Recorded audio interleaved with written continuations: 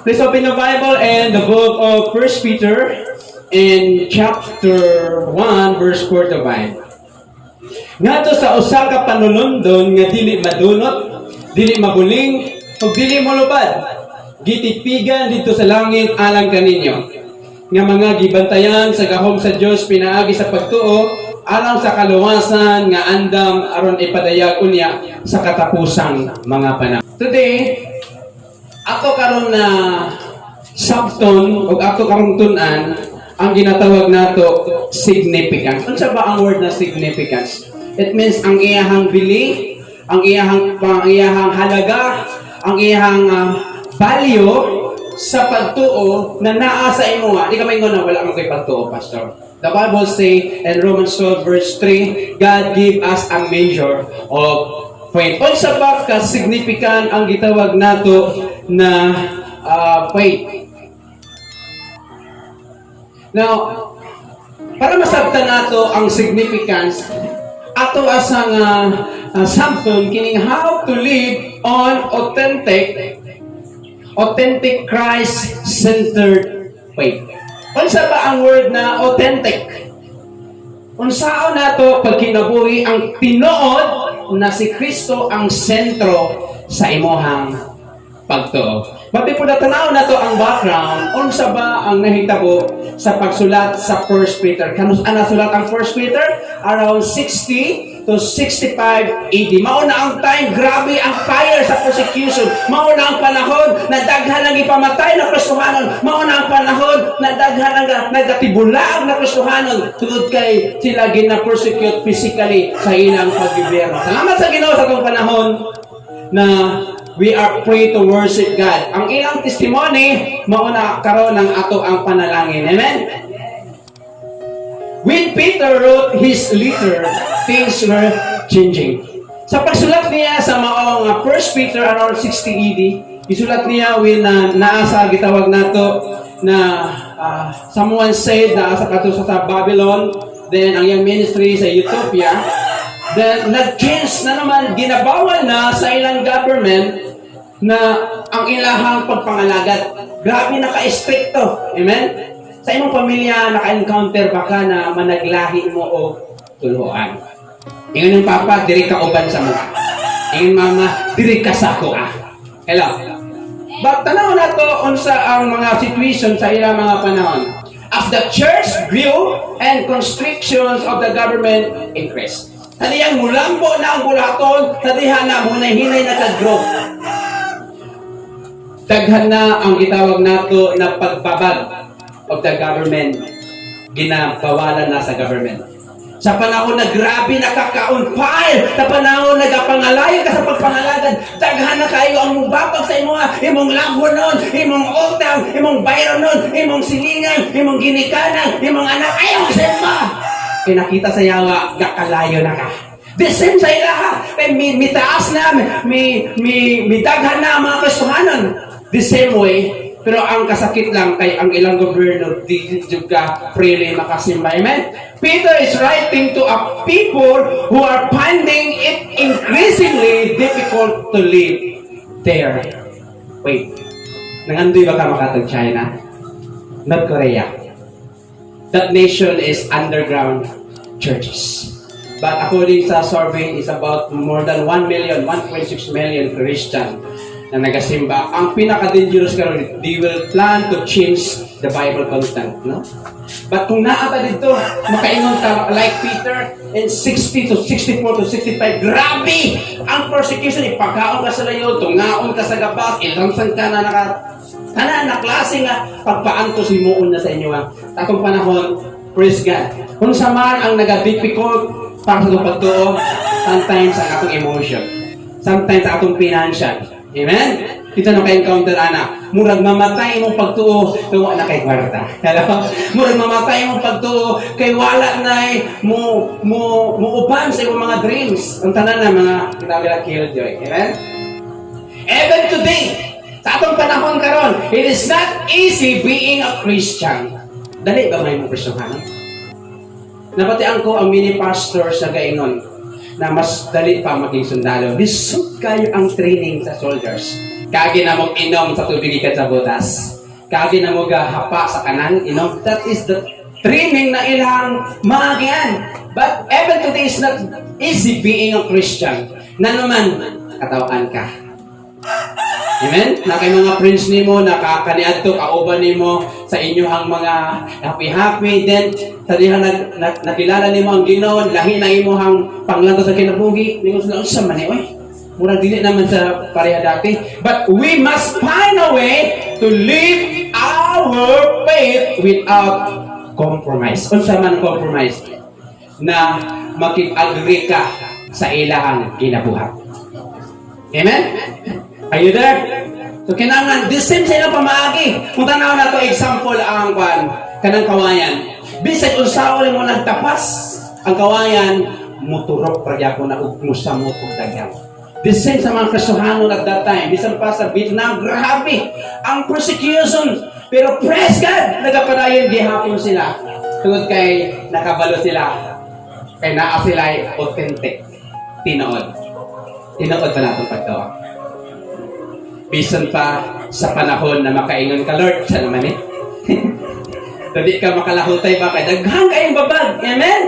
The more ka na mo grow, the more mo masabtan na ang kinabuhi nindot pag nasa Ginoo, pero ang pagsulay, naara na sila. Di na mawala. Kung gusto mo exempted, wala naglangan.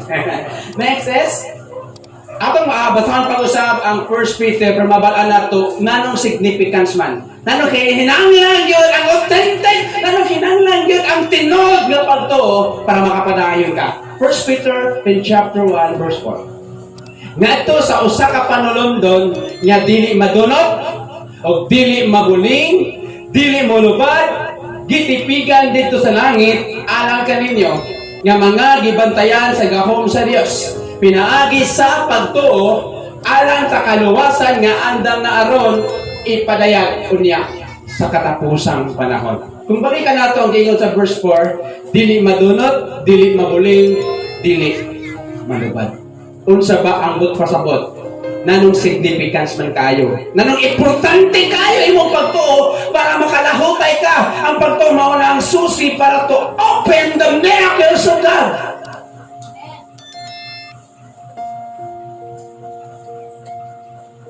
Number 1, nanong significance man tungod ang imong pagtuo, timeless. It means, panahon na way kwarta, kapadayon ka. Panahon na nagang kwarta, musamot kang padayon. Muna wala sa gitawag nato na kondisyon. Lord, mga lagad lang ko karon kay daghang bugas. Lord, mga lagad lang ko karon kay tuol na Lord ang kanang naanay 13 month, naanay mga whatever diha. How about kung wala na? How about na na hospital? Muna significance sa kay kinisa nagalahutay. Walay katapusan ang gitawag nato nga pagtuo. Ang imong pagtuo ba? Timeless. O ka na imong pagtuo lang, mutuo ka sa panahon na nagang kwarta. Tingog ka na ay Ginoo. Na naman, kwartahan ka ba ron? How about, may mga panahon na wala dyan kay makuot. Mag-isi imong bulsa ko, dyan kay makuot. So, kinahanglan na to ang authentic. Si Kristo ang sentro sa atong pagtuo. So, we need na atong i-evaluate kung atong pagtuo kanang bising unsa pong sitwasyon motuo ka sa Ginoo. Amen? Everyone has faith. So, dili ta makaingon na imong katupad wanay pagtuo. Kay gamay sakit para sa kamulayon. Wanay pagtuo kay panik tayo. So, naa matag usa ka nato na nay pagtuo. Amen? Even the atheists, unsa man ning atheists? Mo ni sila ang grupo na they don't believe the existing of God. Wala sila nagtuo na ay Diyos. Pero naa sila pagtuo. Pero pangutan na, asa nakaabasing ang ilang pagtuo. Atheist has faith that his rational reasoning has removed the possibility of God. He has faith in his intellect ability. So, kini mga atheists, ang ilang ginatuhuan, ang ilang ability. So, more than sa mga science, labi na kung dili sa Christian na scientists, more of them is mga atheists. Na may mga panahon na maabutan ni ini, mura magiging wala, may Ginoo eh. Kung nakapay Ginoo na, hantod karon ng public. Hello? Ang gusto sa Ginoo, you must believe na bisan pa wala pa karon, muabot ka ng panahon na imo na pudpohon. Amen? He has faith in his intellectual ability. Others have faith in their abilities. So, ang uban, ang ilang pagtuo, dili sama sa ATS na dili mo tuog yes. Pero kasagaran silang abilidad o sa ilang mga skill. Ano bang abilidad o skill? Next is connection. Magpaday ko pangalagad, kay naay mo support sa kuha, naay bahala sa akong bugas, musimba jud ko, mag-ministry jud ko.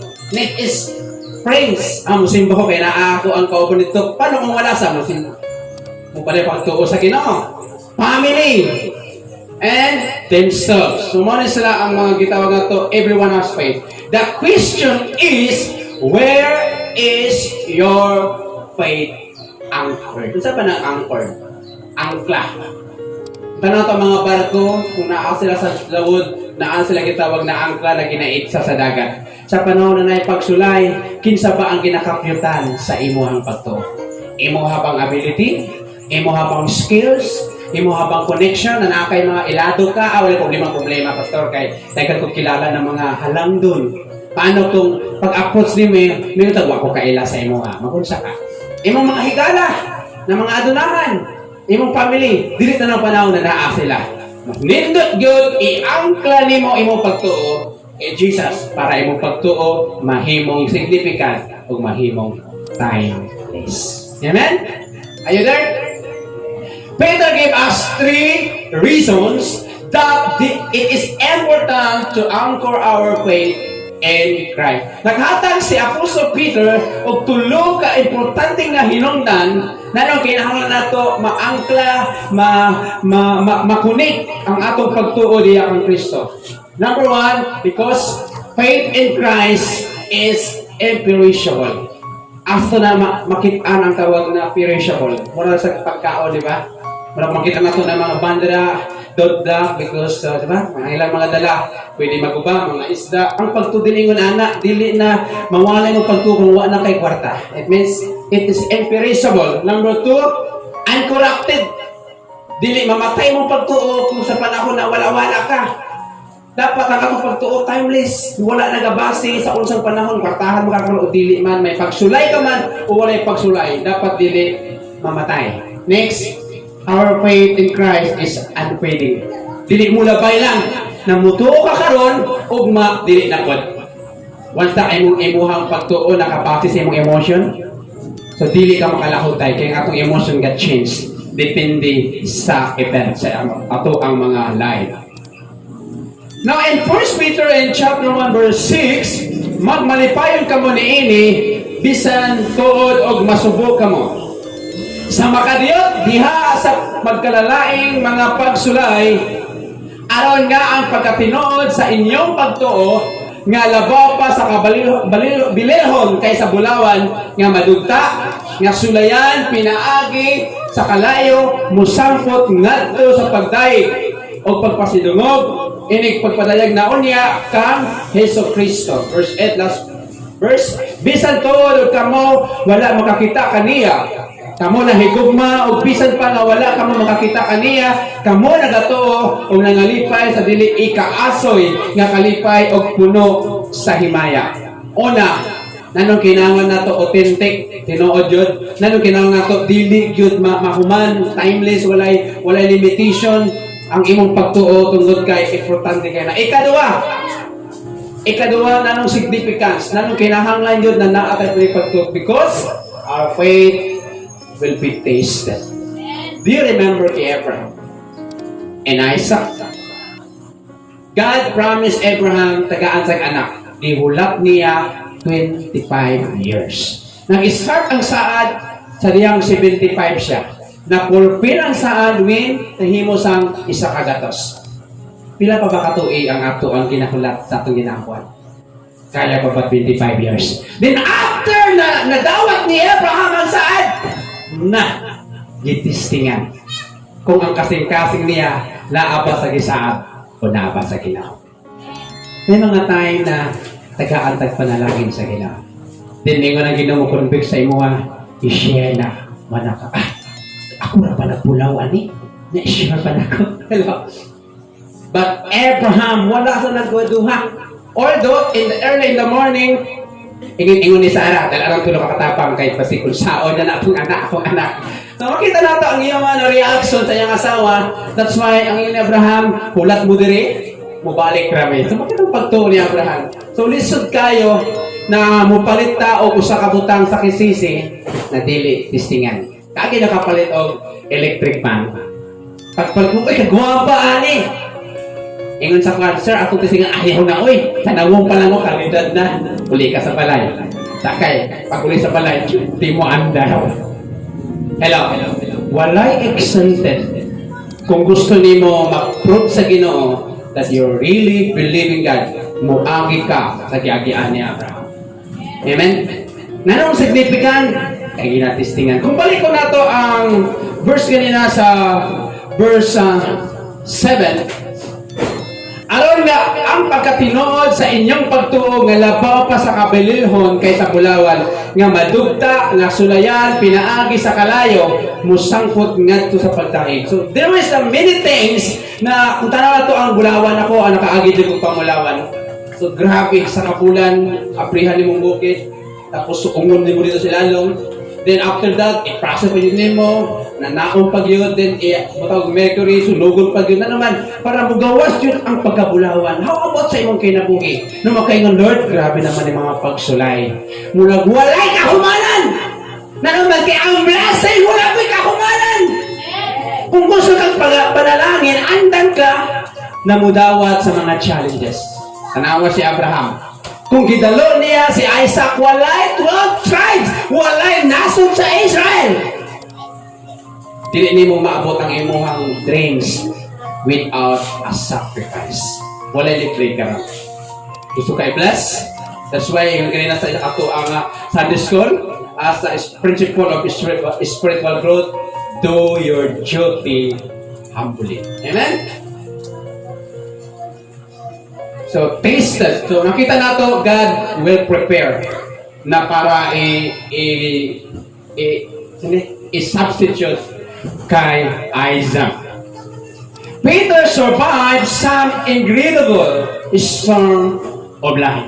Si Peter, nakasurvive sa grabe na kailang ministry kaniya ito, hala, baktas diri, baktas dito. Tapos naapoy yung mga dangers sa ilang mga gian, pero nakasurvive siya. Na naman, and he says, here is what I found the faith of Christ to be with it is put to test. Testingan dyan kung tinuod pa ka na Kristohan. Inakuha sa Ginoo na itong mga maskara. Kay panahon na kay pagsulay, problema, mugawas dyan ang imo ang tago-tago. Kaya masuko gani, kasi unsa ni mo kabuotan. Pag naay mo sulay, ay ka dyan ka ayaw po kawa ang dragon na sulod na ako. Na naman, naatay all in new nature eh. Pero makita na ko kay Peter, nakasurvive sa tungod kay nasabta niya na kinangal ipot to test ang ato ang mga pagtuo. Number one, nanong ginatestingan ang atong pagtuo para mahimong significance, mahimong authentic, mahimong tinod, o maging Christ-center ang atong pagpangalagad tungod it is valuable. See the word valuable. Na ay belief, na ay halaga. Peter says that our faith is like gold. Hingon anak kabililho na yung pagtuo. All things na tumadawat through prayer is faith. Amen? Muna sa tested. Hingon dyan ka na, grabe na tested na maayo ang Ginoo na naman kay tested na ang imong pagtuo. Like Abraham, na naman kayo significance ang akong pagtuo, authentic. Na naman kay valuable man da. Next, as it is tested, it will begin to bring the impurities are removed. Mawala na ang mga pagwadua, mawala na ang mga pag-pretend sa iyong pagtuo. Na naman, kina-experience nimo kung kinsa ang Ginoo sa imong kinabuhi. Our faith becomes more valuable. Gold can pierce, but our faith will endure. Mga igsoon, itistingan ba imong pagtuo ka? There are many things na makaingon kita, Lord, kanus amaman ni mahuman ang problema. Kung nahinundan man nato walay bagyo na mo stay for 1 year, it's only days sa atong kinabuhi. Amen? Number 2, makaingon ta, kailangan testingan because it is revealing. See the word reveal. Mapahayag, makita, dira mo makita sa panahon na nakay mga pagsulay kung ang imong pagtuon nakaangkla ba? Si Kristo ba ang gigunita, nakaana ba kay Kristo? O dito si imong bulsa na way suod? Hello! O sa imong trabaho, sa imong income na pag-abot resibo na lang, kay daghan kayong mga ipangbayaran. Wala pa ka nakasweldo, may utang na ka. Pag-abot sa listahan, wala na good. One day pa lang, wala na kwarta. Na naman, inana ang kinabuhi. The goldsmith knew that he has pure gold when he can see his reflection in the metal. Makaingon yun ang kanang goldsmith, kanang gahimo, kanang gapon sa Bulawan, na makaingon na pure gold yun isa sa makita niya nagalay. Makaingon yun ka na naadyo pagtuo sa Ginoo, kay hantod karon naapangan ka. Pero walay usa sa tuan na dili mo agi og shake kini. I-shake sa Ginoo ang imong pagtuo. Hello. I remember tadiyang grabe na paralyzed, infection akong mata, namatay akong partner. Makaingon ko, Lord, napabay mo abot? Kulang pa ba ang pagsulay? Kulang pa ba ang pag-tested? That's why ito Ginoo, be prepared. Kung gusto kang dako na panalangin, ready ka mo accept sa mga challenge para mahimong significant o mahimong authentic. Our faith should reflect Jesus and reveal Him to the world. Makitaan ba sa tao na nakipagtuo? Makitaan ba nila, bisin mo talikod ka, suranon na ba? Tatalikod pa lang. Na kung magkatubang na sa hala, dagan na mo. Kaya, gusto ko lang sinong bagay. But anyway, kailangan ng atong pagtuo, mulit, pray. Makitaan sa tao na bisan dili ka hoy. Padapin mo, kasuhanan ko. Makitaan nila na padayon ka. Hello? Makitaan nila na si Jesus na naasin mong kinakuhi, bisan na naghatod problema, bisan dili matago ang problema sa ilang atubangan, makitaan nila na nagapadayon ka. Yung kayo mong pagtuo, authentic. See the word authentic. Tinuod.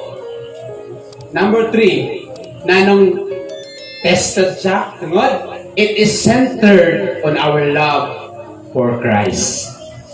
Peter talks about how we love Christ even though we have not seen Him.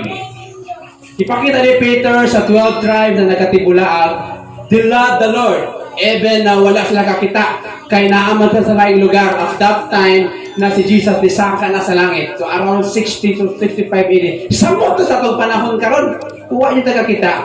Pero na-feel na to according to the Bible na Jesus is real. Amen? Peter says that tested faith is loving a Christ.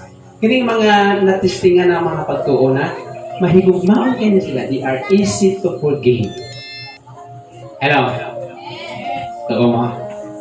Once tayo pagtuo na testingan na to, dali sa imo Huwag dali ka masato, pero dali ka magpasaya. Because you live in love in Christ. You have never sinned but still know exist. Muna sa aking Peter sa mga 12 tribe na Christian. Now, next, open your Bible in 1 Peter in chapter 1 verse 10. Tas adi gamay, atlas to gamay. Ang mga propeta nga nagpropesiya may tungod sa grasya, mga alang kaninyo nangita og nagpakisusi may tungod ni ining maong kaluwasan. Verse 11. Ilang gisusi kung unsa o unsang panahon na ang ipasabot sa Espiritu ni Kristo. Nga diha kaniya sa ilang pagpropesiya sa mga pag-antos ni Kristo o sa himaya nga musangkot ni ini. Ato masahon pagsabay para bibo. Verse 12, ready, start. Kanina gipadayag kini nga sila wala mag-alagad alang sa ilang kaugalingon, kung dili alang kaninyo diha sa mga butang nga karon gipahibalo nga kaninyo pinaagi kanila nga nagsangyaw sa maayong balita. Pinaagi sa Espiritu Santo nga gipadalagi kan sa langit ang mga butang nga ang mga anghel nga nangandoy sa pagsudong. Unsa ka ang ikatulo nga makaingon ta authentic ang imong pagtuo. Una, timeless. Wala nagaagad unsang panahon kapadayon ka sa pangalagad. Ikaduwa, natistingan na. Proven tested na ka na Kristohanon. Bisig unsang pagsulay, magapapirin ka. Bisan pag-uyugon, ang imong kinabuhi sa 8.1 na lindol sa storm sa kinabuhi, you stay na likon ka kaya natistingan na. Ikatulo, your faith must be true. Can you remember ang tulo ka mga manakigala? Kinsa kani ang friend si Daniel, Shadrach, Meshach, and Abednego. So gipamatulaan nila ang ilang pagtuo na bisan pa naghatag sugo ang king sa Babylon, whosoever hear any music will bow down. Kaya tinuod nilang pagtuo, dili sila mo bow down. Hello. How many times na ginaopera ta sa kaaway na ayun lang og pangalagan? Panarbaho lang hantod sa hantod. But kining tulo, never. Nanuman, unsang purpose, anong nahimo mang tinuod nilang pagtuo, kaya nakailaman sila sa tinuod nga Diyos. Pag makaila ka sa Ginoo, mahimong tinuod imong pagtuo. Nanuman, kabaluyog ka na ang Ginoo dili mo talikod, dili mo biyak. Bisan pa naa sila sa putlo. Ako rin, kung atong basahon ang ilahang history, 7 times, di ba? Di pa init. Then katong mga nagdala sa ilaha, maupay una na matay. God will protect ang mga katawan na ay tinuod na pagtuo. Nanuman, kay authentic ang pagtuo kung tinuod. Tunay. Amen? The prophets of the Old Testament found their faith in God to hold. So, ang mga propeta sa karaang panahon, nakaplagan nila ang ilang pagtuo diya sa Ginoo. God spoke to the prophets and told them that the Messiah was coming. He gave them a hope that the one who could deliver them was on the way. Atong kinabuhi mga igsoon, God gave us a promise that whatever situation na siya. Whatever situation that naay katuyuan. Di ba Romans 8:28? And all things work together for good. This seems sa ilang kinabuhi na moabot ang ilang ginahulat na Messiah para mo-end sa ilang mga pag-antos. This thing na itong kinabuhi. God will always give us power na para mahuman nato ang race na gibutang sa atong mga tubangan. Peter points out that the true faith is not only tied to the prophets. So, na-points out, nakita ni Peter na ang tinog na pagtuo wala lang nahigot sa Old Testament. But also, the fulfillment of those prophecy. Mahimong fulfillment ang mga prophecy sa Old Testament at New Testament. That's why mahimo kitang ka-share sa panalangin na gihatag sa Ginoo sa mga Hudyo. Amen? There is faith in suffering and crucifixion of Christ. Na ipagtuo diha sa mga pag-antos o sa pagpalaysang sa ato ang Ginoo. Muna mahimong tinuod kay ang basihan man sa ilang pagtuo si Kristo. And I hope sa ato ang kinabuhi mga igsoon, ang basihan sa imong pagtuo na mahimong tinuod dapat si Kristo. Dapat Word of God. The significance of our faith. Number one, always remember, dapat timeless. Kung sa man ang imong kahimtangan, just believe that God never abandon us. Dili ta talikdan sa Ginoo. Never namubiya ang Ginoo sa tuwa. Ikaduha, dapat moagi yun og istingan. Para makita nimo na kulang pa rin akong pagtuo. I need to believe in the promise of God. And finally, dapat tinuod ang imo ang pagtuo. Tanang kita na atay pagtuo. But will you anchor of faith hold in the storm of life? Ang imo bang pagtuo makaangkla ba na sa panahon sa imong pagsulay? Yan yung pagtindog ang tanan mga iso. Akong i-check muna ingon sa 1 Corinthians 13 verse 5. Ingon niya, examine your faith. Asa ba dito imong pagtuo? Timeless ba? Bising unsang panahon, bising unsang sitwasyon, nakanta pa, bising unsang higayon, mutuo ka sa Ginoo. O tested pa na ba ka sa panahon na testingan yung pagtuo? Din ang resulta, mahimong tinuod. Is your faith built upon the truth of the Scripture? Pagtuo ba nimo nakatungtong sa Word of God? Hello? Once kung na ating mga problema, just back your mind to the Bible. Just meditate the Word of God. Para imong pagtuong mulahutay is your faith tested. Kung sa bakadako ang imong pagsulay karon. The time to anchor your hope and faith to Christ is now, before the storm show up. Nakaagi na ba tagpanaga? Kung makita nato ang mga mananagat, labi na kung dago kinabarko, bago moabot ang mga bagyo, ilabay sa nila ilang angka. Kay lisod na kaayo sa panahon na naay bagyo, iit sa nila kadi na sila asa na ay buwian nila.